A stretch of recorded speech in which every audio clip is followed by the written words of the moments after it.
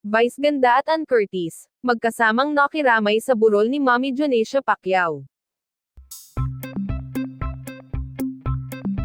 Dumalo at nagbigay galang ang dalawang sikat na personalidad sa showbiz na sina Vice Ganda at Ann Curtis sa burol ni Jonesia Pacquiao, na mas kilala ng marami bilang Mommy Jonesia.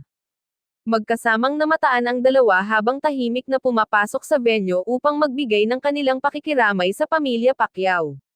Marami ang naantig sa kanilang pagdalo bilang pagpapakita ng respeto at suporta sa nagdadalamhating pamilya. Ayon sa ilang nakasaksi, simple ngunit tame time ang naging pagbisita ni na Vice Ganda at Ann Curtis. Ilang sandali rin silang nanahimik sa harap ng kabaong bilang pagbibigay ng huling paggalang. Naroon din sa leme ang boxing legend na si Manny Pacquiao, na patuloy na tinatanggap ang pakikiramay mula sa mga kaibigan, kamag-anak, at mga personalidad mula sa iba't ibang industriya.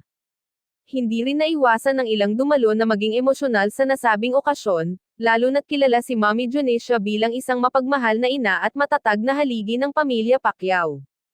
Sa social media, marami ang pumuri kina Vice at Ann sa kanilang paglalaan ng oras upang personal na makiramay. Para sa fans, patunay ito ng kanilang malasakit at respeto sa kapwa.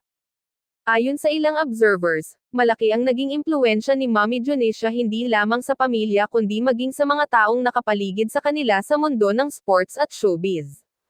Sa kabila ng lungkot ng okasyon, ipinakita ng pamilya Pacquiao ang kanilang pasasalamat sa lahat ng dumadalaw at nagbibigay ng suporta sa kanila sa mahirap na panahong ito.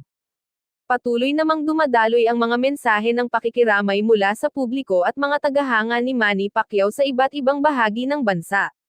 Sa huli, ang pagdalo ni na Vice Ganda at Ann Curtis ay nagsilbing simbolo ng pagkakaisa at paggalang sa alaala ni Mommy Jonesia Pacquiao, na mananatiling mahalaga sa puso ng maraming Pilipino.